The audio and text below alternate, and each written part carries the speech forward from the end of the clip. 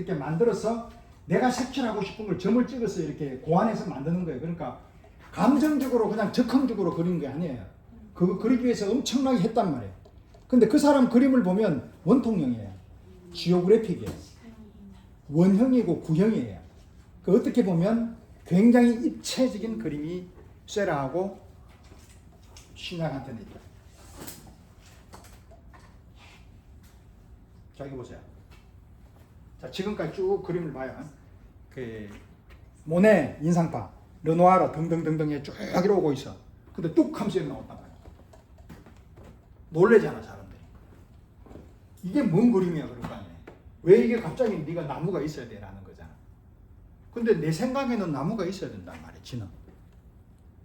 그걸 누가 뭐라겠어? 야, 이거 모네, 그거 이래 그리지 마라고 이야기 못 하잖아. 이거 보고도 우리가 보다가 싫으면 안 보면 된단 말이야. 그 보면서 좋으면 보는 거잖아. 그러면 그림이 계속 다양한 장르 쪽으로 갈 거 아니에요. 그래서 저는 이래 그렸고, 얘는 그냥 눕혀가지고 이랬는데 이 전혀 비례적으로 구도적으로 안 맞잖아요. 이게. 그런데도 지눈에 이래 보인대. 원시 미술. 원시 미술은 뭐냐면 그 당시 이제 다윈이즘이 나와가지고 다윈 유전자 이제는 하나님 없어졌어.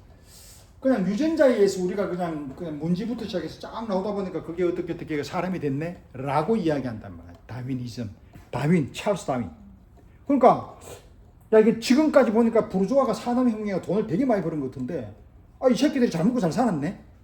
그러니까, 마네 같은 경우는 댄디처럼 옷도 입고 댕기고 막 보도렐라하고 뭐 이렇게 술 먹고 돌아다니잖아요. 카페에서. 허밍웨이도 그 부터가 얻어먹었을 거고, 까요 보트 보면 그런 그림 나오잖아요. 그러다가 이제 보니까 다윈이 그래 빡 때리고 니체가 나와가지고 이런 디오니소서적인 얘기를 한단 말이에요. 감정적인 거. 사는 게 별거 없다라고 하니까 이제 뭐로 가느냐면, 그래. 막스 앵겔스이 나온단 말이에요. 그러니까 무정부하고, 이거면 이 사람 사는 게 그렇지 않아 사회주의적으로 가버렸단 말이에요. 그 사회가 변하는 그런 상황으로 되면서부터 시작해서 뭐가 만들어져요? 아프리카하고는 저쪽으로 가잖아. 아시아 쪽에. 제국주의로 간단 말이에요. 이제 그 만들어요, 식민지를. 그때 만들면서 이제 원시 쪽으로 많이 갔어. 그러니까, 이게 원시가 참 좋겠지라고 생각을 해서 인간의 자연의 마지막 모습이 원시라고 생각했는 그 본 모습으로 퓨리티. 그러니까 굉장히 내심 쪽에 있는 그걸로 했는데 가보니까 아니었다는 거잖아. 가보면 뭐 다 변했다는 거지. 그러니까 고갱은, 이거 뭐 이런 게 다 있어. 라고 했고, 요 고갱 그리고 난 뒤에 여기에 경도대에서 그림이 나온 게 뭐였어요? 피카소하고 내가 그때 얘기했잖아. 앙리 마티스하고. 1906년도에 원시 가면 탈을 보고 아비뇽을 그리잖아. 아비뇽 두 버전에서 완전히 그 아프리카 가면하고 이베리아 가면하고 다르다 그랬잖아. 그래서 그림이 나오고, 그리고 그거하고 비슷하게 만들어냈던 게 블루 누드를 마티스가 만들어내잖아. 걔도 보면 그 얼굴에 원시 미술이 있단 말이야. 이 원시 미술은 그런 내용. 그 원시 미술에서 나오는 게 뭐였어요? 앙리 루소가 나오잖아. 그러니까 그거하고 비슷하게 나오는 게 무슨 그림? 청경자가 나오잖아. 생각을 해봐. 쫙 그림이 땡겨보면 앙리 루소에서 그 편편한 그 컬러에다가 그 눈하고 이런 것들이 계속 나오잖아요. 그러고 피카소의 블루 시대를 봐요. 청경자 그림이 나오잖아요. 아니에요? 그렇죠? 자, 고갱이 일어나왔어. 지는 세상이 어디서 태어나고 이런 식으로 나비파 지원차. 이게 참 그리 얘기하면 안 돼. 고갱은 고갱 나름대로. 자, 그러면 고갱 귀 잘랐어. 고거가 언제? 1888년 12월 23일 날 잘라가지고 지는 어디 갔어? 생네임으로 들어갔잖아. 그 이놈도 도망갔잖아. 이제 도망가가지고 89년 5월 달에 생네미로 병원 들어갈 때 얘는 파리에서 전시회를 하네. 제가 전시회를 원래 계획을 했었어요. 그 전시를 했는데 개박살을 나버렸단 말이야. 아무도 안 왔어. 그때 벌써 이미 88년도에 퐁다방에서 얘는 벌써 이미 나비파라는 것은 아니지만, 이건 나비파가 아니고 그냥 퐁다방파예요. 나비파하고 달라. 퐁다방에서 있다가 야는 돌아가지고 아래에 왔고, 그러니까 귀 잘리가지고 지는 들어가서 퐁다방에 가서 얘들아 라고 했던 애가 이제 에밀 베르나르 등등. 그리고 여기 있던 폴랑숑하고 이제 비하라고 있었겠지. 그리고 뭉치가 뭐 이렇게 하고 있었단 말이야. 그 했어. 안 됐잖아. 그러니까 조금만 더 있다가 한번 해보자 싶어서 91년도에 또 한번 열었어. 이런 거 희한해, 이놈들이. 인상주의 앤드 상징주의로 그림을 전시를 해요. 인상주의, 저것들이 인상이야. 그러니까 요게 이름을 싹 쓴 거야. 왜? 혹시나 사줄까 싶어서. 개박살냈단 말이야. 그러니까 얘가 타이틀로 도망가 버렸네. 그리고 남아있던 애들이 누구냐? 아까 남아있던 그 많은 나비파 애들 있잖아요. 나비파. 나비파는 예언자. 나비파에 있던 사람들이 제일 대장이 누구냐? 모리스 더니. 모리스 더니가 되게 똑똑해요. 세잔을 제일 좋아해요. 모리스 더니가. 세잔, 비아르, 보나르 등등등등 이런 사람들이 나비파를 결성한단 말이에요. 그러니까 그때는 이제 막 종교랑 종교만 다 짬뽕 해가지고 모리스 더니 그림 보면 부적도 나오고 막 난리 나잖아. 그래서 그렇게 만들어서 또 살짝 가는 게 이 중요해요. 거기에서 걔들은 종교로 가잖아. 모리스 더니 그림하고. 근데 비아르하고 보나르는 무슨 색채가 강해요? 굉장히 장식적인 요소가 있어. 비아르 엄마가 재봉틀 이런 사람. 그러니까 장식적인 요소가 있는 게 그게 그때 나오면서 요 그림이 이제 조금만 더 가면 누구로 나와요? 로트렉이 그 같이 나와. 로트렉 그림은 아카데미즈 그림은 아닌데 후기 인상파라고 뭐라고 붙일 만한 이유가 아무것도 없어. 그런데 약간 보면은 파나스럽고 일러스트레이트에 가까워요. 그거 보고 뭐라 그러냐면은 약간 사설적이나 저널리즘에 가깝다라고 얘기해요. 그래서 보면 얼굴이 약간 곡선이 굉장히 많아요. 그 곡선은 누구한테서 배웠냐 하면 이 후기 인상이나 이 그림 중에서 곡선을 그리는 그 당시에 모던이 더 없어요. 고갱에서 나와요. 가만히 봐봐요. 고갱이에요, 고갱. 이 곡선은 고갱 이외에 만들어낼 수 있는 사람이 없어요. 베르나르 그림도 보면 걔가 클로아종하고 종합주의를 만들어서 그렇지 그런 곡선이나 이 색채는 유일하게 고갱에서만 나와요. 그래서 고갱도 굉장히 괜찮은 사람이에요. 뭉크처럼. 그래서 살색상을 이렇게 표현하는 사람이 어디 있어요? 자, 이거는 고흐의 초창기. 자, 고갱의 초창기 그림이 이 사람이 81년도에 이 사람도 그걸 내요. 인상파의 지각. 아마추어인데도 그림 7점인가 출품을 하더라고. 대단한 친구예요. 근데 본격적인 화가가 아니었어. 83년도에 중개업자 하다가 스타. 그 83년도에 말아먹었어요, 얘들이. 전체 파리가 완전히 뒤집어져가 완전 붕괴가 돼버렸단 말이에요. 주식 붕괴가. 그러니까 직장 잃었단 말이에요. 그때부터 지는 이제 그림을 그리기 시작했어요. 누구 만나느냐? 세잔 만나잖아. 피사로하고. 그전에는 야는 지가 혼자서 그렸단 말이에요. 일요일 봐봐. 근데 그림을 냈어. 그거보다 나아요. 그림이. 오케이? 처음에 시작할 때는 뜻은 고흐가 창대했는지는 모르겠어. 왜? 얘는 너무 개념적이었잖아요. 하나님부터 시작하는 거야. 얘는 막 오로지 종교 이렇게 하다 보니까 너무너무 괴롭잖아요. 자유나 이런 것들에 대한 게 안 갖춰진다는 거예요. 근데 고갱은 자유롭잖아요. 지 멋대로고 돌아다녀. 그러니까 화가의 어떤 그런 것 중에서 프리덤은 굉장히 중요한 것 같아요. 그 고거는 이제 그만할게요. 이거는. 이제 이게 했어요. 이제 이렇게. 그럼 뭐 프로이트. 요때까지만 프로이트가 1800 거의 40, 50, 60, 10년. 그러니까 루시안 프로이드의 할아버지죠, 그죠? 그러니까 루시안 프로이드가 1900 한 20년 이러니까 할아버지니까 1860 정도 될 거예요. 그래서 이 사람이 왜 중요하냐면 니체하고 중요한 게 무개념의 어떤 무의식을 이야기하는 것 자체가 이제 감정의 시대라는 거예요. 이제 이성의 시대에서 나타나는 이런 거는 이제 한물 간 거예요. 그러니까 이성을 그냥 그대로 쭉 받았던 게 누구냐 하면 계몽주의의 뒤로부터 이제 프랑스는 늘 있어 이게 어떤 그 빛이 그걸 얘들은 벗어나지는 못한단 말이에요. 고전주의의 푸생이 있듯이. 그러면서 이제 니체하고 프로이트가 들어가지고 확 이제 사회적인 것을 체계를 바꿔준단 말이에요. 그래서 데카단트가 나온단 말이에요. 아니 뭐 이래 살 바에는 그냥 살지 뭐. 그런 것들을 많이 했던 나라가 어디냐? 오스트리아가 훨씬 더 많잖아요.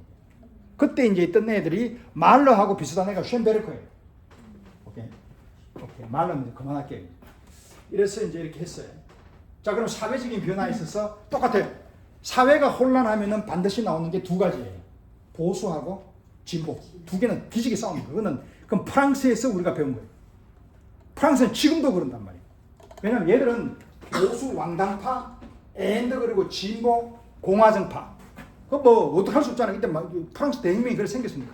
그렇게 쭉 오는 과정에서 인상파는 부르주아들이 많아가 돈을 많이 주고 샀으니까 얘들 좋아할 거 아니에요.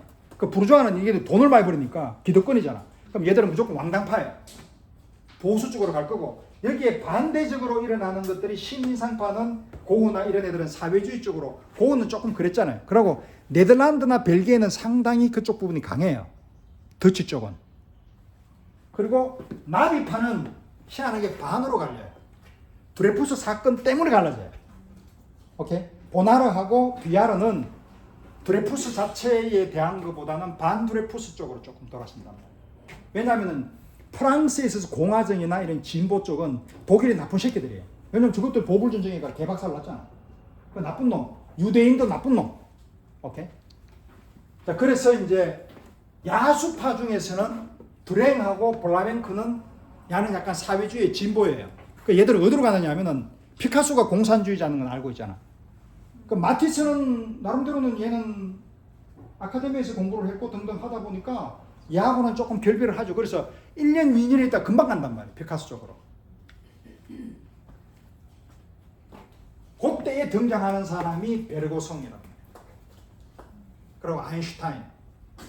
아인슈타인하고 베르고송은 왜 중요하냐면 시간에 대한 개념을 이야기합니다. 시간이 항상 똑같이 흘러가는 게 아니라 상대성 물리라고 얘기를 해요.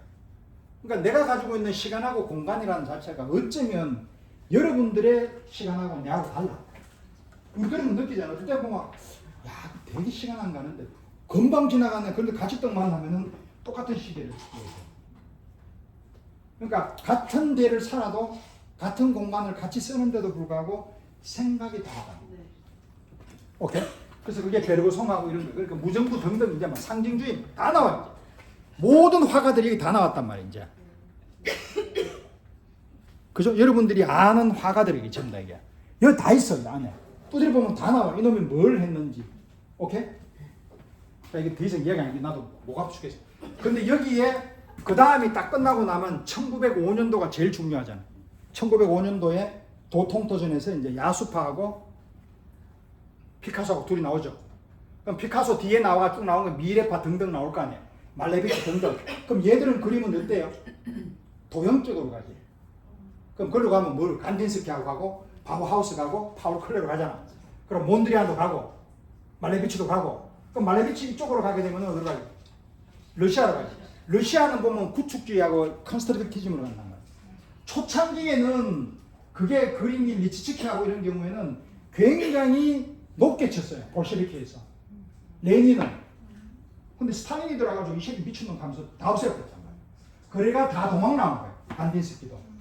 추상이 공산 쪽에 있는 자유진영이고 공산은 추상이 아니라 후상으로 가야 된다. 프로파간다.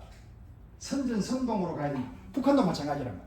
그렇게 가놓으니까 얘들은 이쪽에 있는 애들이 약간 전제주의적인 어떤 그쪽으로 못 가고 나온 애들은 미래파 있잖아요. 이제 막 갈라하고 막 이런 애들 있잖아요. 막 다리 움직이는 그 이탈리아. 그리고 저쪽에 있는 영국도 보르시즘이라는 게 있어. 회오리파. 얘들이 큐비즘에서 나오는 아류들이에요. 큐비즘에서 나오는 아류들이 그런 게 있어. 절대주의, 앤드 그리고 보르시즘, 회오리파, 영국. 그리고 미래파, 얘들. 그리고 광선주의, 말레비, 곤찰로바, 러시아. 그래가지고 얘들은 이제 따로따로 어떤 그런 건데 얘들의 공통적인 특징은 피카소가 그렇게 만드는 건 아닌데 굉장히 전제주의에 약간 공산주의였던 그런 상황도 조금 가요. 그래서 이탈리아가 나중에 나치즘하고 같이 연결된단 말이에요. 그 나치는 희한하게 이런 걸 인정을 안 한단 말이에요.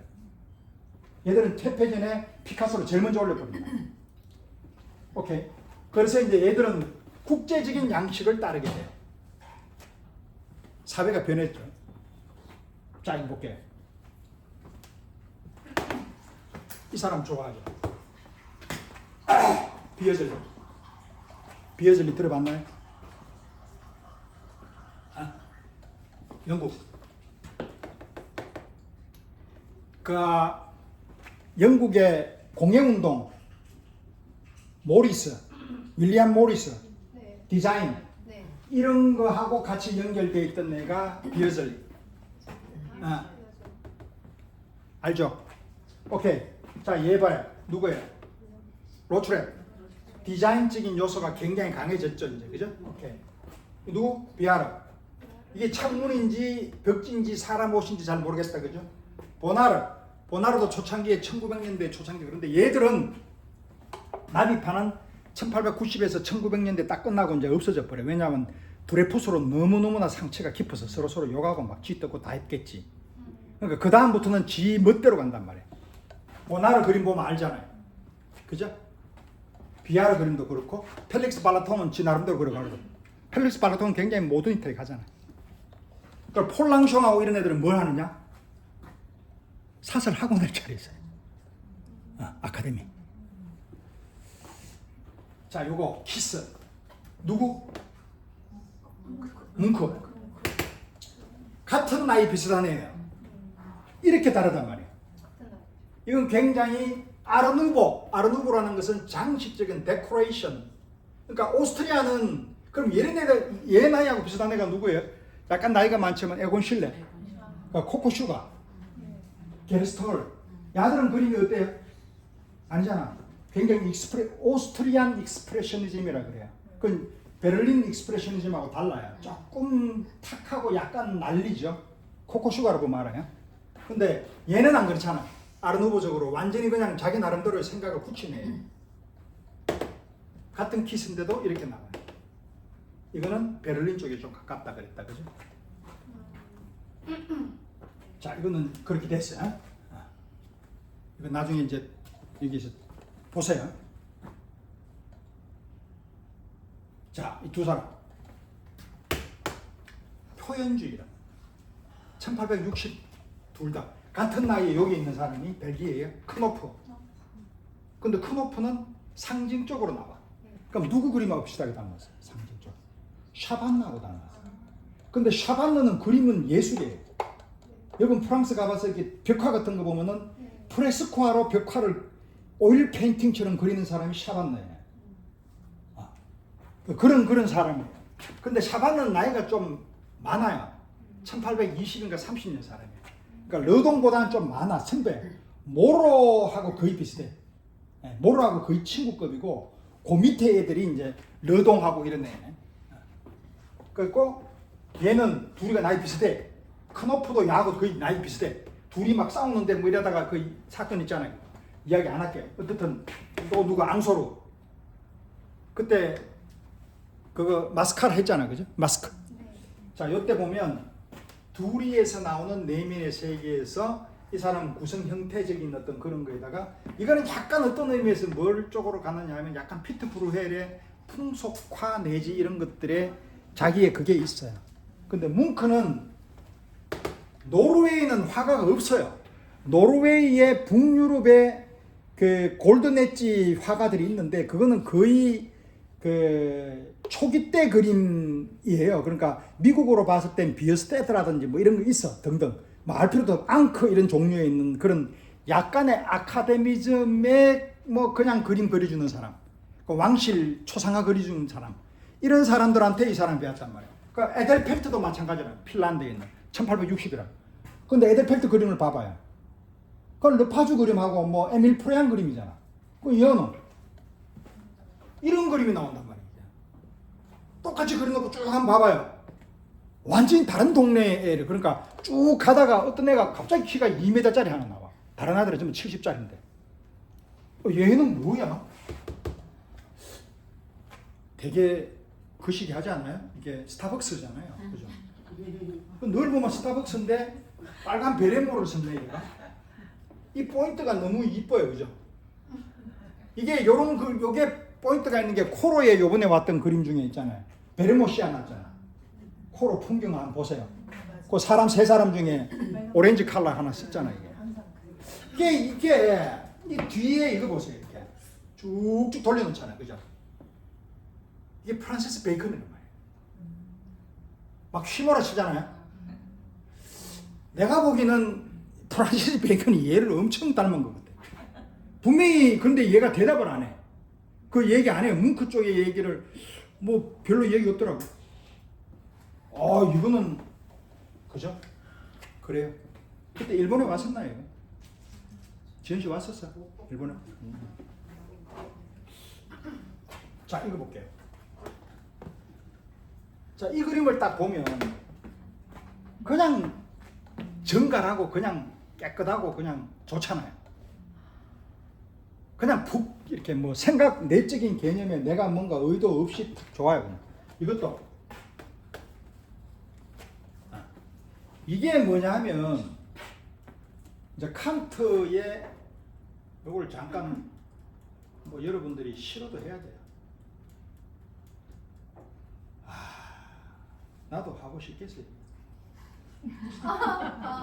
자, 이게 앵무새하고 이제 지새끼도 좋다잖아요, 보통. 그죠? 고슴도치도 지새끼가 이쁘듯이 앵무새나 벌새나 극락조 등등이 있으면 새 보고 저 더러워 안 그러잖아요.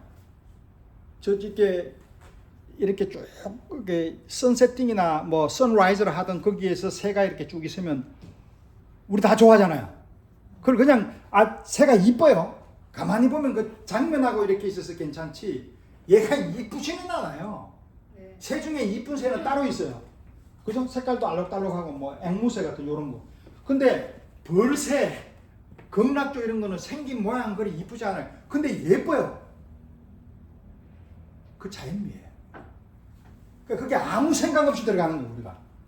근데 그걸 꽃을 보고 꽃이라고 생각하는, 예를 들어 농대에 있는 교수가 장미를 전공하는 교수가 있으면 장미 안 이뻐요. 생각을 들어간 거지. 그 순수미가 아니라. 그래서 칸트는 순수미가 정말로 예술이라는 거예요. 자연이래, 자연. 그림이나 예술은 말도 안 되는 거예요. 그러니까 해결이 새끼야. 예술미가 더 좋다고 했다. 근데 가만히 보면 저번에 그랬잖아요. 성부는 이제 예술적으로 간단 말이에요. 왜 그러냐? 런던 포고가 있는데 그걸 계속 보고 있으면 런던 포고가 하나도 이렇게 좋고 이쁘다 아니면은 낭만적이다라고 하는 사람이 별로 없었대요. 그러면 그렇게 영국 사람들이 우울증이 많았나요? 근데 이제 터너 그림이 나오고 앙드레 드림 그림 나오고 모네 그림이 나오면서부터 시작해서 런던 브릿지의 그 포고가 아주 이제 관광 명소로 자리잡히게 했단 말이에요. 그 뭔 이유예요? 예술미라는 거죠.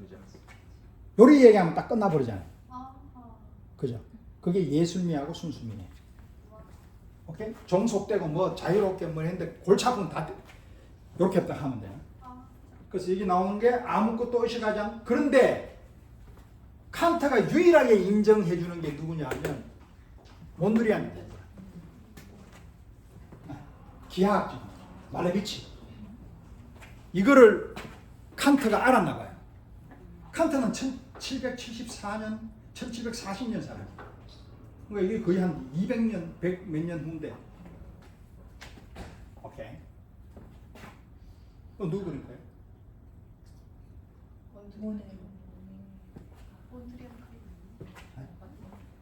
몬드리안 이런 게 있나? 뭐 그럴 수도 있겠죠. 뭐 어때요? 뭐 그럴 수도 있고. 클린트 그림이에요. 뭐 그거가 틀렸다 그래.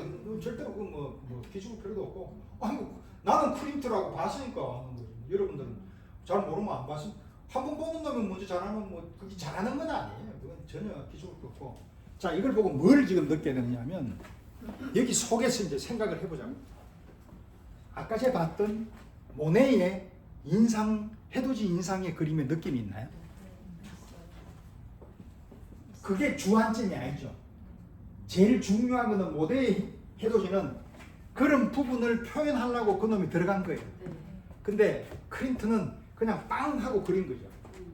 걔 나름의, 그러니까 인상주의 그림하고는 다르다는 걸 내가 보여주려는 거예요. 그 사람 마음가짐이, 이거는 약간 자기적이고 이런 색이 아닐 수 있잖아요.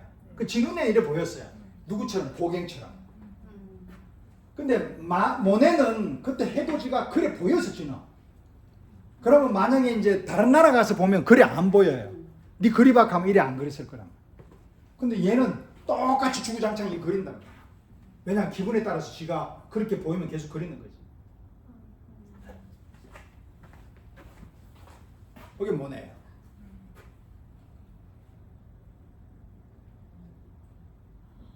그거는 뭐 클로드 로랭일 수도 있고 코로일 수도 있고 뭐 그죠? 이것도 뭔가 약간은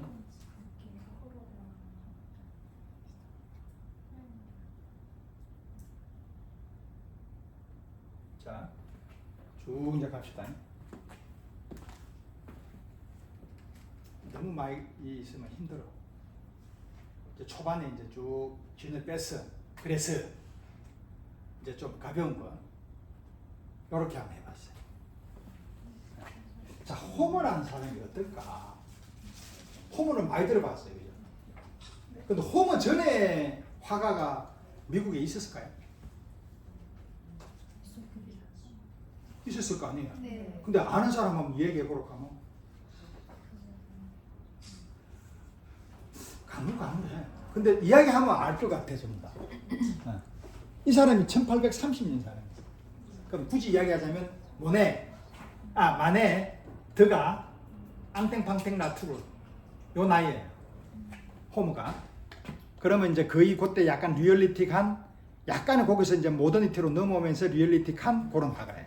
그러니까 이쪽 나라에서 봤을 때는, 왜냐하면 야들 독립전쟁, 그 남북전쟁 있죠. 그게 1866년인가 그랬을 때예요. 그 전에 태어났죠. 그러니까 상당히 이런 나이에 태어났죠. 그럼 그 전에 화가가 누가 있었느냐 하면 벤자민 웨스트라는 사람 알아요? 그 1700년대 사람. 1700년 40, 50. 그 레이놀즈 게임볼 저쪽에 영국에 가가지고 벤자민 웨스트가 이제 두 번째 로얄 아카데미 회장하는 사람. 그리고 코플리 다리 잘리는 사람. 바다 그림 그리는 사람. 그러니까 이 사람들은 굉장히 그거예요. 스케일이 커요. 미국 애들은. 그림이 달라요. 근데 그림은 다른데 잔잔해요. 그리고 얘들은 청교도잖아요. 좀 더 저쪽으로 넘어가는 애들이죠. 난삽스럽지 않아요. 볼까요? 그런 의미에서 보면 호모는 금방 다 보여요. 나중에 나이 들면 사람들이 존 싱어 서전트도 이걸 제가 왜 하게 됐느냐 하면 웰리슨가 어디에서 그걸 했어요. 워터컬러. 워터컬러 페인팅을 존 싱어 서전트 앤드 호모에 대해서 했었어요. 아, 그게 너무 멋진가 얘들은. 얘들은 그런 걸 하더란 말이죠. 그래서 우리 같으면 윈스를 호모라 하면 호모지 그 중에 있는 수채화만 골라서 안 하잖아요. 그걸 딱 하더라고요. 그래서 제목을 보니 야 이거 재밌겠다 싶어가지고 들어가 보니 그림은 없어. 한 4점만 딸랑 나와 있어요. 그거 다 찾았어. 아우 막 그래.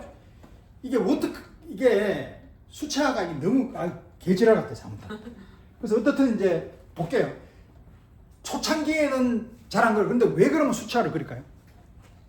나 이번에 처음 알았어요. 수채화를 왜 그릴까? 수채화 그리면은 아주 그림 이쁘게 막 대작 같은 건 안 나오잖아요. 그리고 보관이 힘들잖아요. 그거 어떻게 막 한 3m짜리 그려놓고 난데 박물관에 놔두면 다 없어지는데? 안 그리지? 근데 얘는 엄청 그렸어요.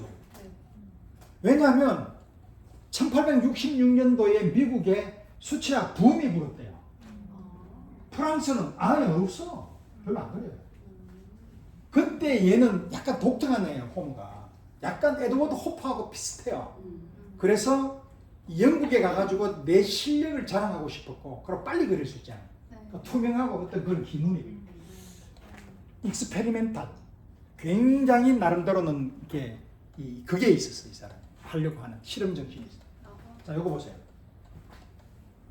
대부분 대작을 그려요. 호모가. 아, 대단하더라고 이 사람. 요게 확대를 한 그림이 이거예요. 굉장히 귀엽잖아요. 자, 이거는 그냥 그림만 보세요. 이 사람의 서정을 생각해 보세요. 이제 시간 얼마 안 걸립니다. 쭉 보세요. 실험적으로 이제 그랬어요. 컬러 코스트에 한참 있었을 때에. 자, 요때가 언제냐면은 이 사람이 30년생이니까 80이니까 50살 정도 됐단 말이에요. 이 사람이. 그러니까 그 전에는 일러스트레이터하고 이 사람이 그냥 왜? 그 당시에 이 사람 그림 그리는 사람 별로 없었어요. 호모가. 요 뒤에 있는 메리 카셋이 나와가지고 오고, 그러고 메리 체이스 있죠. 네. 파슨스 스쿨. 이러면서 이제 이게 그 스튜던트 아트 리그라는 게 만들어지고 이제 막 생겼단 말이야, 학교가. 그전에는 없어. 윈슬로 호문은 어디서 배운 게 아니라 그냥 그러다가 일러스트레이트하고 잡지, 하퍼스 잡지 같은 데서 이렇게 하다가 그러다가 제가 이제 그림을 영국 가고 이제 프랑스 가고 했단 말이에요. 독일도 가고. 그렇지만 오래 안 있어요. 그리고 이 사람은 특징적인 게 여자가 없어요. 네. 희한해요. 영국도 가고 뭐 어촌마을은 영국이나 이런 말 그냥 레파토리인가 봐요. 이거는 그냥 읽어보세요. 자, 그림 볼게요. 1866년도에 초기 수채화했고, 근데 처음에 약간의 에러 같은 거 생기고 해도 이 사람은 거기에 전혀 주눅들지 않아요. 그대로 진행을 하더라고요. 대단히 괜찮은 사람. 결점이 있더라도 그냥 결점대로 가요. 자, 이게 이제 1부였고요. 원래 1부만 만들었는데 제가 만들다가 또 심심했어요.